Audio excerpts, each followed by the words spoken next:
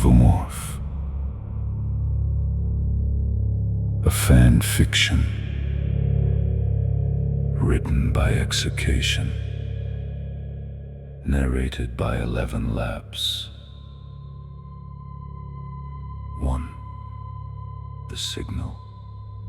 The distress signal had been repeating for 11 days. Ripley listened to it for the 37th time as the shuttle descended through the upper atmosphere of Themis. Nothing changed. Nothing ever changed. "This is USCSS Eurydice, Colonial Administration Vessel, Registry 4798. We have experienced a total loss of primary systems, medical emergency, multiple casualties. Request immediate assistance." A pause followed. 6 seconds. Ripley had counted them. Then came the sound that bothered her. Not a scream, not gunfire, nothing so accommodating. 3 dull knocks. Something scraped across metal. Then the transmission ended. 23 seconds later, it began again. "This is USCSS Eurydice." Ripley reached across the console and switched it off. The cockpit became pleasantly silent. Pilot Second Class Mara Venn glanced sideways at her. "You don't like it?" "I've heard enough." Venn was young, 30, perhaps. Ripley had stopped trying to guess accurately. Everyone under 40 seemed impossibly young now. "You hear something I don't?" Venn asked. "Yes." "What?" Ripley looked through the cockpit glass. The Eurydice hung ahead of them against the enormous gray curve of Themis, like something dead at the bottom of an ocean. The ship had originally been a colonial transport. Long central spine, 2 habitation drums, cargo modules locked beneath the keel. Its military origins showed through despite 3 decades of civilian conversion. Heavy armor plating, oversized airlocks, and a hangar capable of swallowing their shuttle whole. No exterior lights, no running lamps, no guidance strobes, nothing. Ripley answered. "No people." Venn frowned. "There are voices on the transmission." "One voice." "Okay." "One voice recorded before whatever happened finished happening." Venn looked at the ship again. "You know that?" "No. Ripley tightened the harness across her chest. But I've learned to respect silence." Behind them, someone laughed nervously. Dr. Emil Shaw sat strapped into the communications station. He was an evolutionary biologist employed by the Colonial Health Directorate, though Ripley suspected the Wayland Utarnay insignia on his equipment case described his loyalties more accurately. Beside him sat engineer Callum Drexler and security officer Nye Garvey. 5 people. Too few for a rescue operation. Too many, Ripley thought, if the rescue operation was what she suspected. Garvey leaned forward. "Docking bay is pressurized." Then checked her display. "Confirmed." "Atmosphere?" "Breathable. 21% oxygen." Shaw smiled. "Promising." Ripley turned toward him. "No." He looked mildly offended. "No?" "An empty ship keeping itself alive isn't promising." Drexler rubbed both hands over his face. Jesus Christ. Ripley ignored him. Venn brought the shuttle around. The Eurydice's hangar doors stood open. Waiting. 2. The Eurydice. The first thing Ripley noticed aboard the Eurydice was the temperature. 27 degrees. Too warm. The second was the smell. Garvey noticed that one. "What the hell is that?" Ripley unclipped her harness. "Don't know yet." It smelled faintly sweet. Rot underneath perfume. The hangar was illuminated by emergency strips along the floor. Their orange light revealed equipment carts, loading cranes, cargo pallets, and 2 abandoned maintenance tractors. No blood, no bodies, no obvious damage. That was worse. Drexler stepped down the shuttle ramp carrying a diagnostic pack. Main power's offline, but she's running auxiliaries. Life support? Garvey asked. Obviously. Obviously isn't an answer. It is when you're breathing. Ripley walked past them. A coffee cup sat on a workstation near the hangar control booth. She touched it. Cold. Beside it lay a small wrench, a clipboard, and a half-open packet of biscuits. Ordinary objects abandoned in place. There had been no evacuation. People had simply stopped doing what they were doing. Garvey joined her.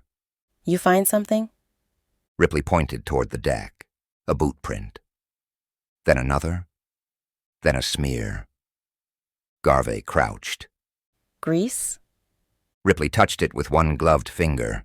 Clear, thick, almost colorless. A thread stretched from her fingertip to the floor.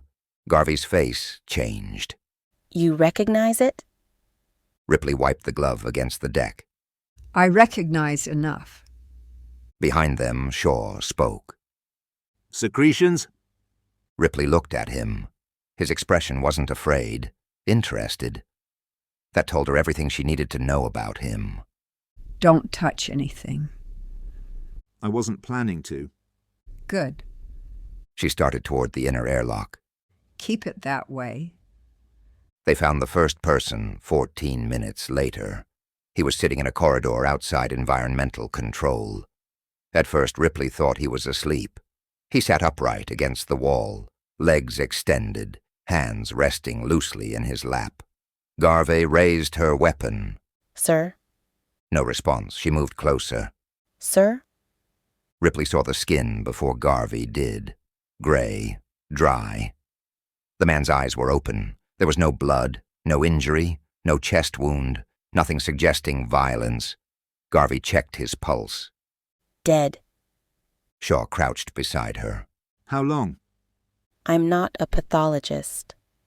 Estimate. Several days. Shaw examined the man's face. His mouth was open. Something dark coated his teeth. Ripley noticed his fingers. The nails were torn, not removed, worn down, as though he'd been scratching something. She followed the dead man's arm. Behind his shoulder, carved into the metal wall, were shallow grooves, dozens of them.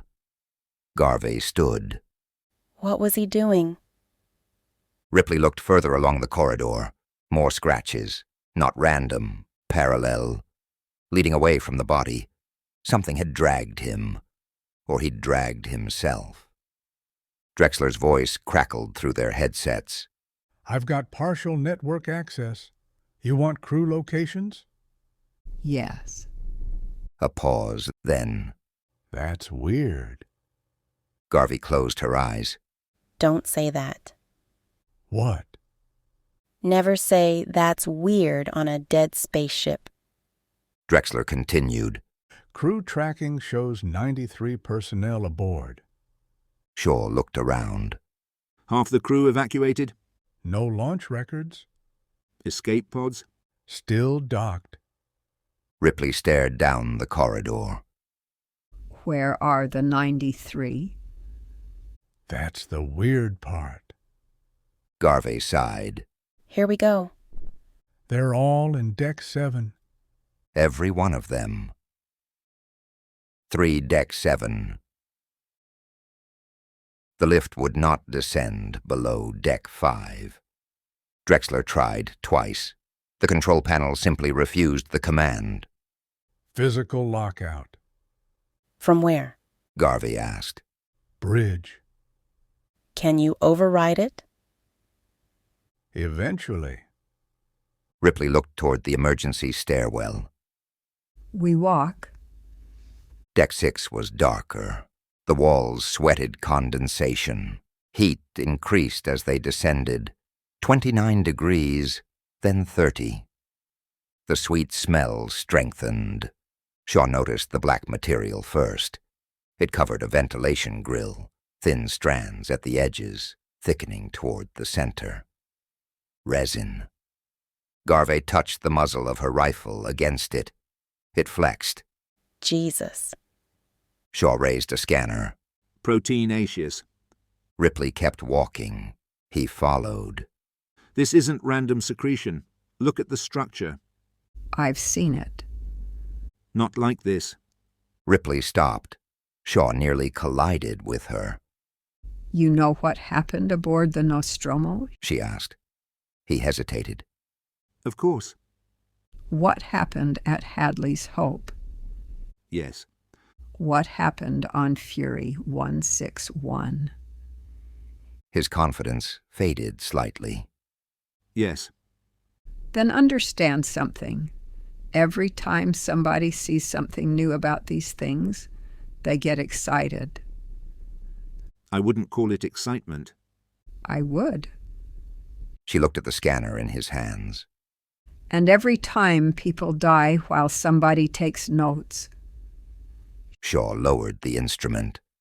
I'm trying to understand what we're dealing with. So am I. What makes us different? Ripley stared at him. I want it dead. The corridor beyond the Deck 7 stairwell was gone. Not blocked. Gone. Metal walls remained visible in places, but something had grown across them. Black resin formed ribs and arches. Cables disappeared beneath membranes. The deck had become irregular, rising in smooth organic mounds. Condensation dripped from structures that might once have been ventilation ducts. The architecture looked less constructed than digested. Shaw whispered. My God. Ripley hated the reverence in his voice. They entered. Crew locator signals surrounded them. Dozens. Garvey checked her wrist display. Nearest is 12 meters. They moved slowly. Their lights swept across empty corridors. No movement, no sound except water. Then Ven stopped. Over there. A shape stood against the wall, human height, covered in resin. Garvey approached first. Her beam found a face. A woman, alive, barely. Her head protruded from the wall at an unnatural angle. Everything below her neck had disappeared beneath a translucent yellow-black membrane. Her eyes moved. Garvey rushed toward her. Hey, can you hear me? The woman's lips trembled. Ripley caught Garvey's shoulder. Don't. She's alive. I know. We have to get her out. Ripley stared at the membrane. Something moved beneath it. Not independently. Contracting. Like muscle. Shaw's scanner began chirping. Cardiac activity? Garvey looked at the woman. Obviously. No. Shaw stepped closer. 2 cardiac rhythms. Nobody moved. Garvey whispered. Face hugger? Shaw shook his head. The second rhythm is too slow. The trapped woman's eyes widened. Her mouth opened. A tiny sound escaped. Please. Garvey reached for a cutting tool. Ripley grabbed her wrist. Wait. She's asking for help. I know. Then help her. Ripley looked at the woman's exposed face. What's your name? It took several seconds. Lena. Lena, I'm Ripley. Recognition appeared. That frightened Ripley more than anything else had. Lena began crying. You know. Ripley felt cold despite the heat. What happened? Lena's eyes drifted sideways. Didn't need her. What? Didn't? Her body convulsed inside the wall. The membrane tightened. A sound came from within it. Wet. Slow. Garvey raised the cutter. Ripley stopped her again. Lena screamed. Not loudly. She no longer had enough lungs for that. The wall around her abdomen moved inward. Her outline changed. Shaw stared at his scanner. Her skeletal structure is... He stopped. Garvey looked at him. Is what?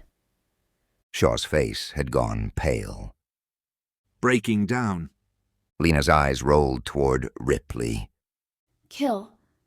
The membrane pulled tighter across her chest. Kill me.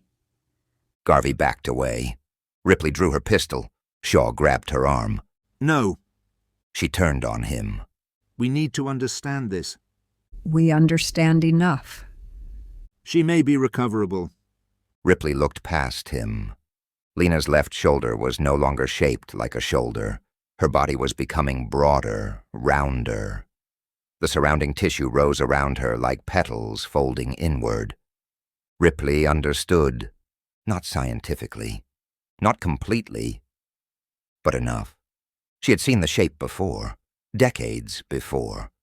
In the bowels of the Nostromo, Dallas, Brett. Walls becoming bodies, bodies becoming something else. A scene removed from official reports because nobody had understood what they were looking at. Until now. Lena whispered. Please. Ripley shot her. Once. The sound thundered through the corridor. Lena went still. Garvey stared at Ripley. Shaw looked furious. Ripley lowered the pistol. That, She said. was an egg. For the egg. They retreated to environmental control. Drexler sealed the doors. Nobody spoke for several minutes. Shaw eventually placed his scanner on a table. You had no authority. Garvey turned toward him. Don't. She was a survivor. She was being dissolved into an egg. We don't know that. Ripley sat opposite him. Yes, we do. You cannot possibly know. I've seen it before. That silenced him. Garvey looked at her. When? Nostromo. There was only one egg aboard the ship. One that we knew about. Ripley leaned forward. The creature took 2 crew members. We found them later, cocooned. One was almost gone. The other... She stopped. The memory remained unpleasantly clear. Brett's face. Barely recognizable. Something leathery growing where his body should have been. We thought it was storing them. She said. Shaw's expression changed. For food? We didn't know. But now you believe... It was making eggs. Drexler shook his head. That doesn't make sense. The queen lays the eggs. Ripley looked at him. That's what we learned later. So, which is it? Both. Nobody liked that answer. Shaw did. She could see it immediately. His anger vanished beneath fascination. A facultative reproductive strategy. He said. Garvey stared at him. In English. An organism capable of switching reproductive methods depending on environmental conditions. Ripley said nothing. Shaw stood. If a queen exists, conventional oviposition dominates. Without one... It uses us. Garvey said. Shaw nodded slowly. Yes. Ripley looked through the observation window. The corridor beyond environmental control was dark. Not uses. They turned toward her. Converts. Drexler recovered the ship logs. The first incident had occurred 26 days earlier. Cargo Bay 4. A specimen container had suffered a coolant failure. Official manifest described the contents as biological material. Class 4. Ripley didn't need Shaw to explain what that meant. The Wayland U. Tarnay logo appeared on every page. 6 facehuggers had been transported aboard the Eurydice, 5 preserved, 1 living. Garvey read the manifest twice. You knew? She looked at Shaw. He didn't answer quickly enough. Garvey crossed the room and slammed him against the wall. You fucking knew. I knew the vessel was transporting biological samples. Those things aren't samples. The company acquired tissue from LV-895. Ripley stood. Where? Shaw looked at her. An archaeological recovery operation. Where? I don't know the specifics. Garvey pressed her forearm against his throat. Try harder. LV-895. Ripley knew the number. Everyone did now. A dead moon, an abandoned excavation, rumors of engineer structures, nothing publicly confirmed. Of course, nothing ever was. Shaw continued. The specimens were intended for pharmaceutical study. Garvey laughed. Sure. I wasn't responsible. You volunteered for this rescue. Yes, Why? Shaw looked toward Ripley. to recover the research. There it was. Ripley almost admired the honesty. Almost. Drexler scrolled further. Containment failed on day 21. How? Ripley asked. Power fluctuation. The live specimen escaped. 2 technicians missing. Then? Security searched for it. 4 hours later, they found the facehugger dead. Garvey frowned. Then why didn't the crisis end? Ripley already knew. Because it had found someone. Drexler nodded. Crewman Elias Ward, found unconscious in waste processing. Chest wound. Yes, Then the adult emerged. looks like it. Garvey checked the timeline. Okay, 1 adult. That gives us 1 xenomorph. No, Ripley said. Shaw looked up sharply. Ripley pointed at the records. when did disappearances begin? Drexler checked. 2 days later. How many? 7 first day, 18 next. Then 43. Ripley looked at the door. It wasn't killing them. Shaw whispered. It was harvesting them. Pivedi, the host. The first egg opened while they were still arguing. They didn't see it. They heard it. 3 knocks. Everyone froze. Ripley recognized the rhythm instantly. 3 dull impacts. Then scraping. The distress transmission. Garvey raised her rifle. Where? Drexler checked the motion sensors. Ventilation access. Distance? 20 meters. Ripley stood. Seal the room. Drexler hit the controls. Heavy shutters dropped over the ventilation grills. One stopped halfway. Something blocked it. Garvey aimed. The opening was perhaps 20 centimeters high. Nothing moved. Then pale fingers curled beneath the shutter. Not fingers, legs. Garvey fired. The facehugger vanished backwards. Fuck. Ripley grabbed her. Don't chase it. I hit it. You don't know that. I saw acid. A hiss came from inside the ventilation shaft. Metal began smoking. Drexler swore. It'll breach the duct. Ripley looked around. How many ways out? 2 doors. Seal one. What? Seal it. He obeyed. Ripley pointed to the remaining door. Everyone through. Now. Shaw hesitated. My equipment. Leave it. There are samples on the scanner. Ripley walked past him. Then I hope they enjoy reading. The facehugger followed them. Of course it did. It moved through the ship faster than they could. Garvey watched the motion tracker. Above. They ran. Still above. A ceiling panel dropped behind them. Garvey spun and fired. Nothing. Keep moving. The corridor ahead split. Ripley chose left without knowing why. Instinct, experience, fear. All 3 had kept her alive longer than they had any right to. Ven screamed behind her. Ripley turned. The facehugger struck Ven high in the back. Its legs wrapped around her head before she hit the floor. Garvey aimed. Don't! Too late. The creature's tail whipped around Ven's throat. She clawed at it. Garvey lowered the rifle. Get it off her. Ripley grabbed two of the creature's legs. It tightened instantly. Ven's eyes bulged. Shaw shouted, "You'll kill her!"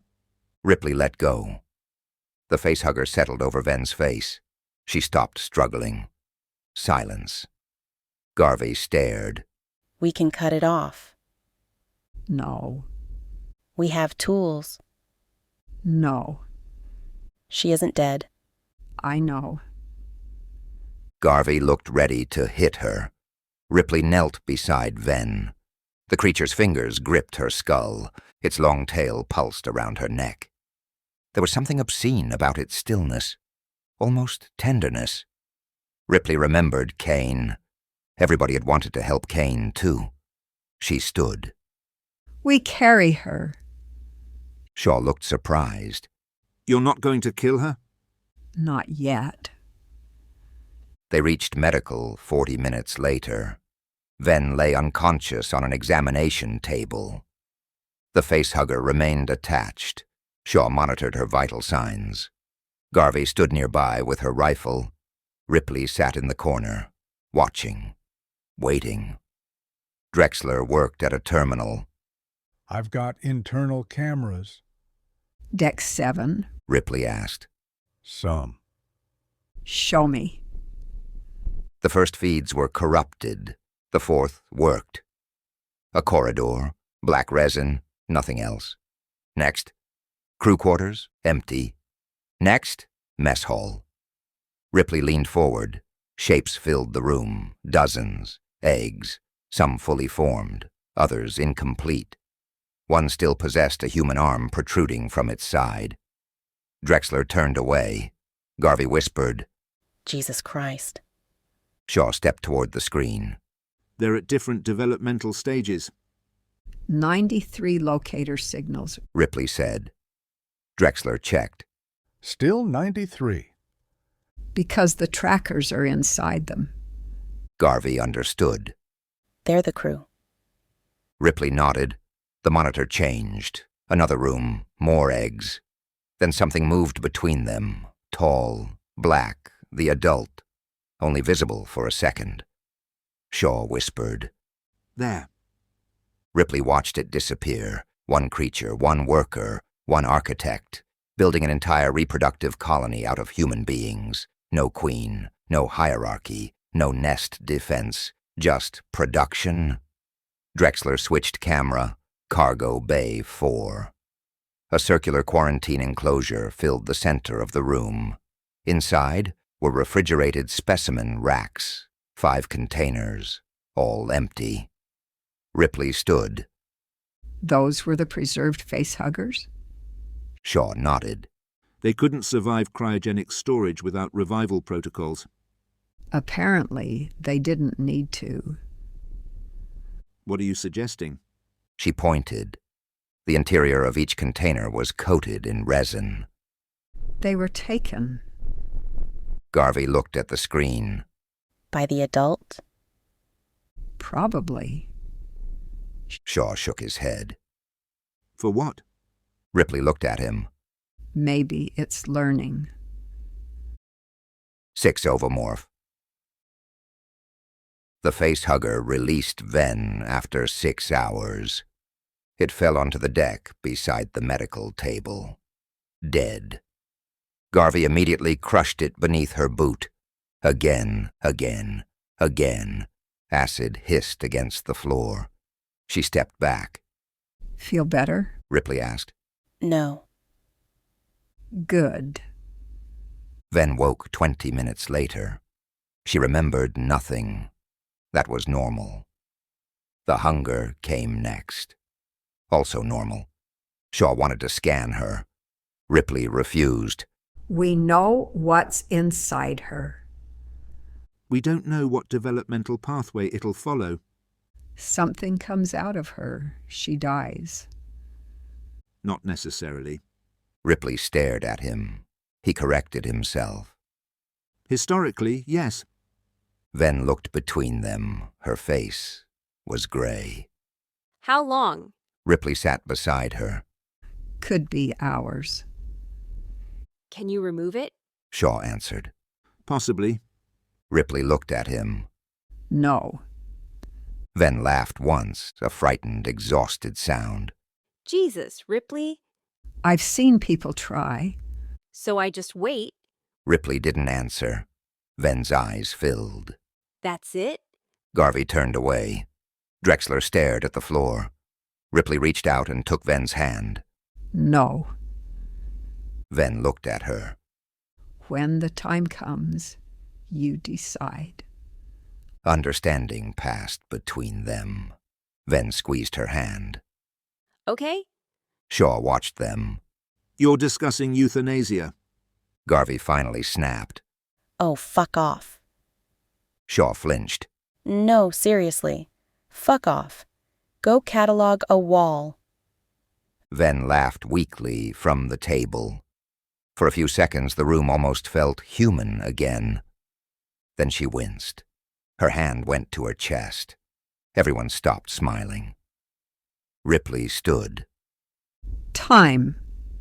Shaw approached. Ven? She breathed slowly. It's moving. Garvey went to her. Ripley took out the pistol. Ven saw it, nodded. Shaw stepped between them.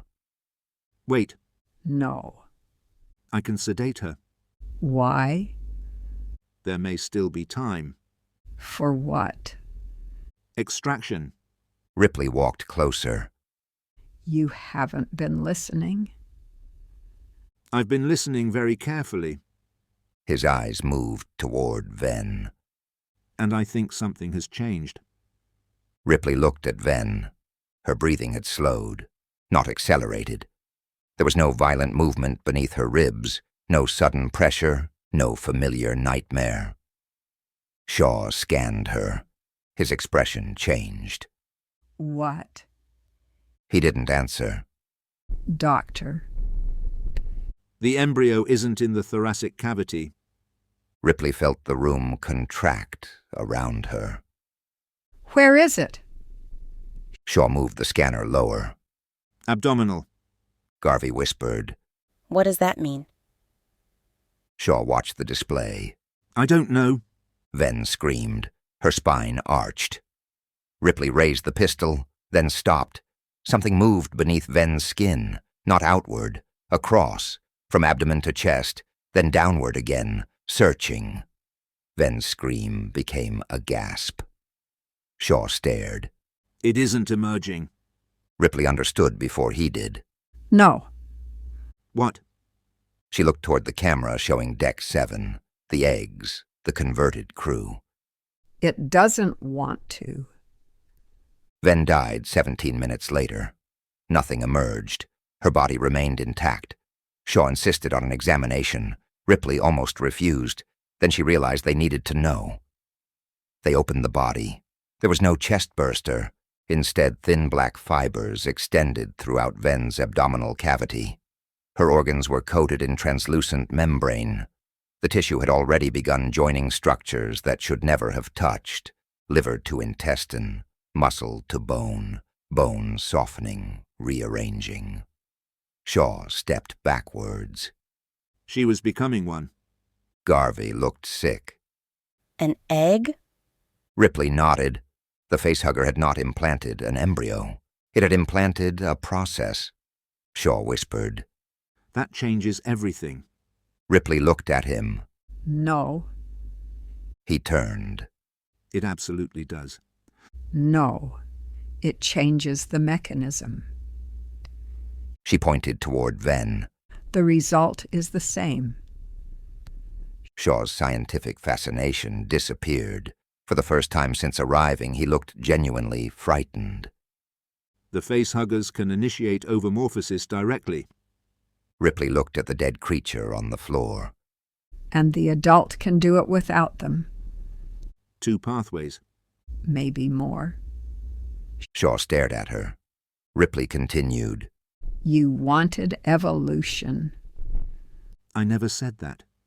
You didn't have to. She looked down at Ven. Congratulations. 7. The Purge. They planned to destroy Deck 7. The Eurydice carried industrial reactor coolant sufficient to freeze the entire lower habitation module. Drexler proposed venting atmosphere first. Ripley disagreed. They survive vacuum. For how long? Long enough. Freezing. Better. And the adult? Burn it afterwards. Garvey nodded. Finally, a plan I understand. There was one problem. Coolant controls had to be opened manually from Processing Station 3, Deck 7. Of course. Garvey volunteered. Ripley said no. You need me. No. You're 68 years old. Ripley looked at her. 71. That isn't helping. I've done this before. Exactly. You've done enough. Ripley almost smiled. Garvey continued. You stay here with Ven. Drexler and I go down. And Shaw? They looked toward him. He was studying the camera feeds again. Garvey shrugged. We can throw him into the hive as a distraction. Shaw didn't look around. Very funny. I wasn't joking. They went to Deck 7 together. No one stayed behind. There was nobody left to protect. Drexler carried the coolant tools. Garvey carried the rifle. Shaw carried nothing. Ripley carried Ven's pistol in addition to her own. The hive had changed. The corridors seemed narrower, warmer, alive. Somewhere far away, metal struck metal. 3 knocks. Garvey glanced at Ripley. The transmission. Ripley nodded. They moved deeper. Crew trackers surrounded them. The signals became overwhelming. 30 meters, 20, 10. Then the first egg appeared, fully formed. Its surface glistened. Garvey aimed.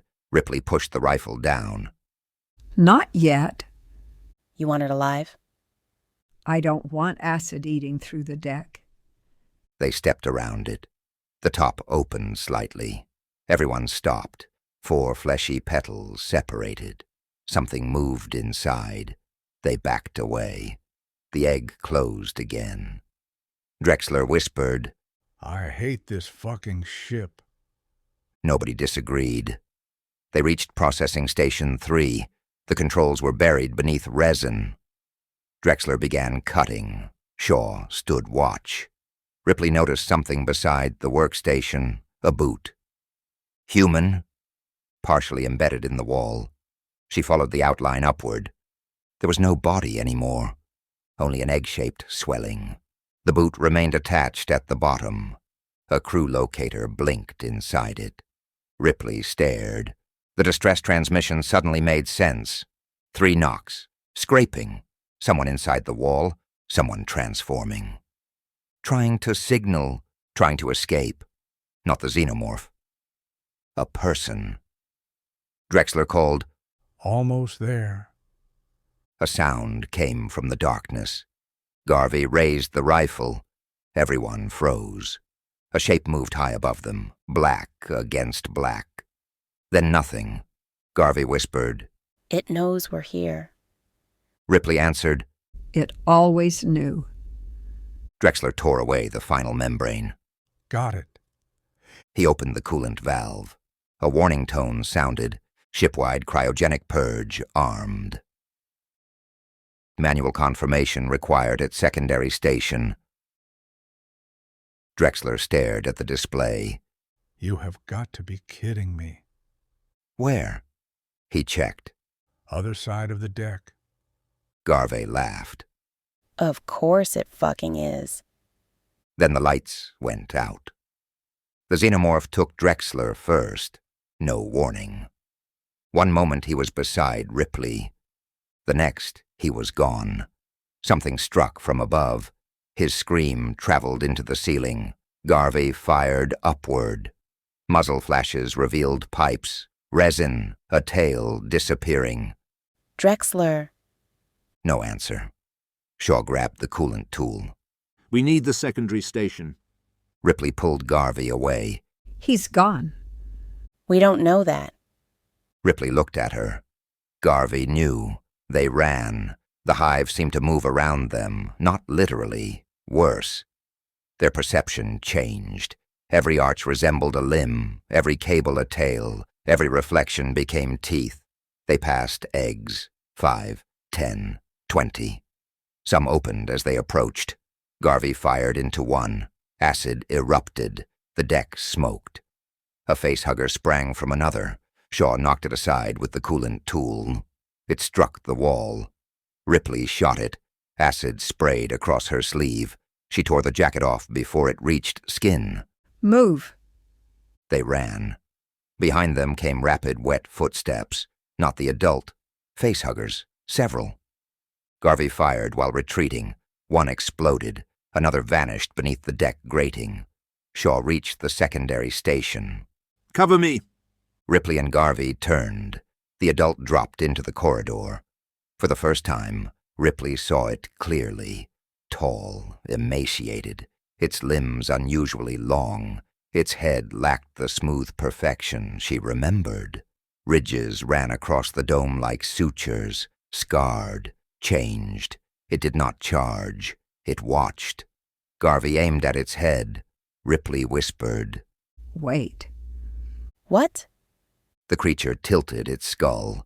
Shaw shouted, I need 30 seconds. The xenomorph stepped sideways, not toward them, toward the wall. An unfinished ovomorph pulsed there, human features still visible beneath the membrane. The creature touched it, gently. Ripley felt something cold move through her. It wasn't defending itself. It was defending the egg. Garvey understood, too. Oh, fuck me. The xenomorph screamed, then attacked. 8. They've evolved. Garvey's rifle fire tore holes through its torso. Acid scattered across the corridor. The creature struck her before she could move. Its tail pierced her shoulder and pinned her to the wall. She screamed.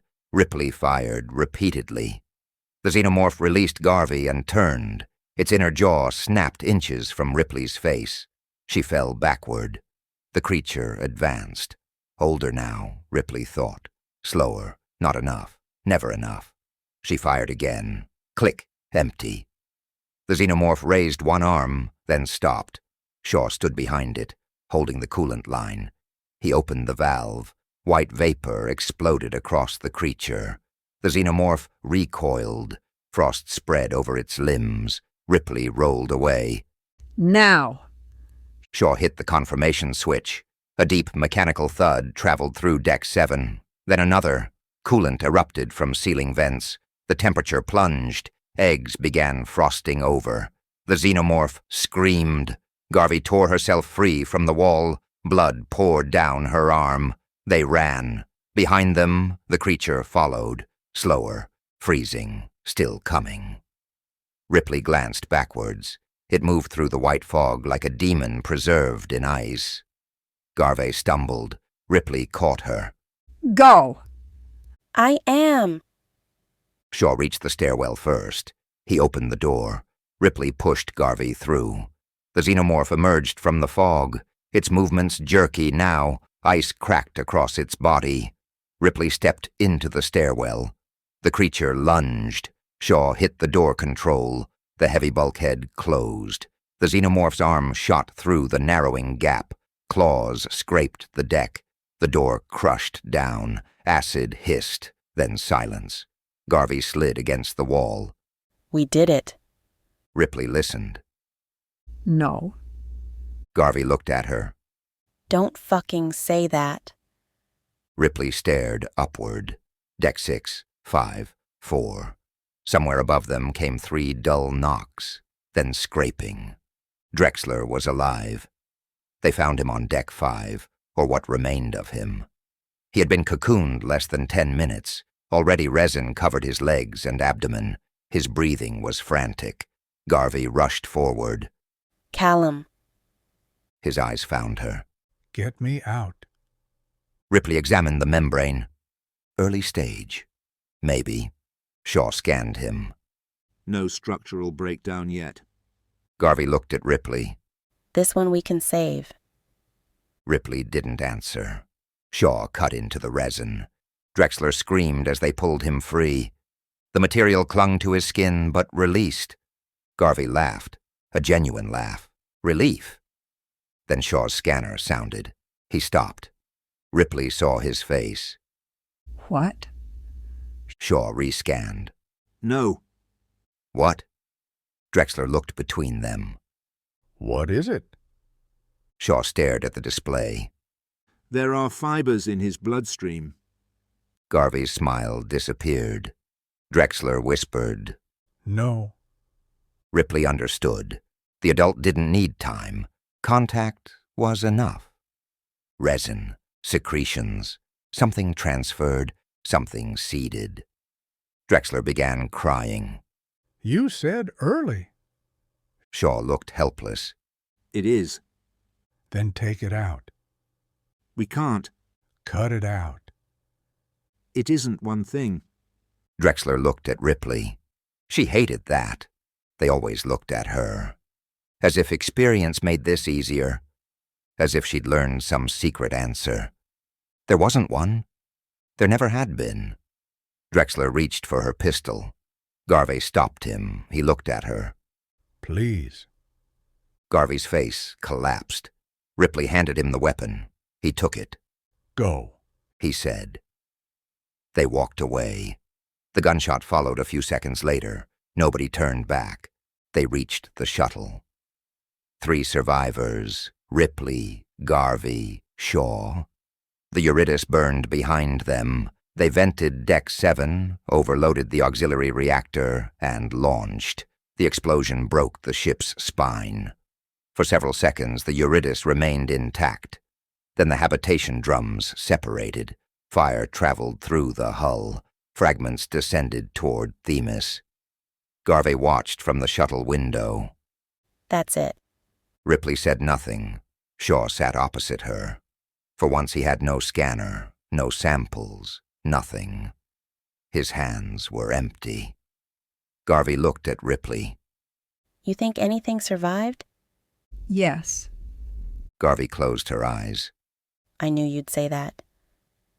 Doesn't mean it's aboard. Comforting. Shaw spoke quietly. The organism has changed. Ripley looked at him. It didn't change. What? We did. He frowned. We kept putting it in new environments, new hosts, new pressures. We transported it, experimented on it, froze it, cloned it. She looked through the window at the burning ship. It adapted.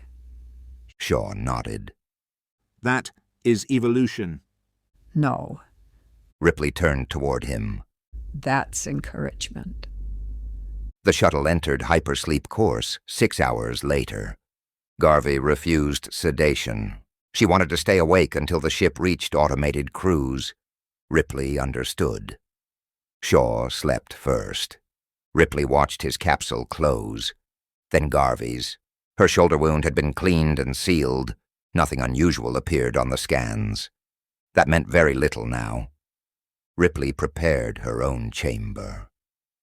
Before entering, she stopped. Something bothered her. Not a sound. Absence. She looked toward Shaw's hypersleep capsule.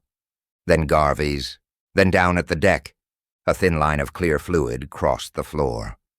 Ripley followed it. It disappeared beneath the medical storage cabinet. She crouched, pulled the cabinet aside. Nothing. Then she saw the underside. A patch of black resin, no larger than her hand. Embedded within it was a strip of fabric. Dark. Blood-stained. From Garvey's uniform, the shoulder wound. Ripley stood slowly. Behind her, Garvey's hypersleep capsule hissed. The interior glass was beginning to fog. Ripley approached. Garvey slept peacefully. Then something moved beneath the skin of her injured shoulder, not outward, across. A black thread traveling beneath flesh. Ripley closed her eyes for just a moment, then opened them.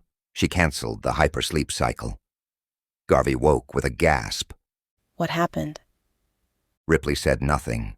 Garvey followed her eyes to the shoulder, saw the movement, understood. Oh, Ripley unlocked the weapons cabinet. Garvey sat up. can you stop it? I don't know. That isn't like you. What? You usually say no.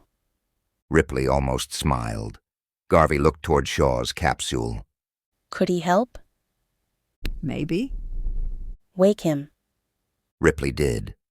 Shaw emerged groggy and confused. Then he saw Garvey's shoulder. His confusion vanished. He scanned her. The result took several seconds. When it appeared, he stared. What? Garvey asked. Shaw rescanned. What? He looked at Ripley. This isn't the same. Ripley felt the old exhaustion return. What is it doing? Shaw turned the display toward them. The black fibers had spread through Garvey's shoulder, but they were stopping. Her immune response surrounded them, attacking them, absorbing them. Garvey looked at Shaw. So, I'm okay? I don't know. Ripley groaned. Can anybody on this fucking ship answer a question? Garvey actually laughed. Shaw continued scanning. Your body is destroying the foreign tissue. Good. But Garvey stopped laughing. There it is. Shaw enlarged the image. Her cells had changed near the infection, not transformed, adapted. The organism was altering her, and she was altering it.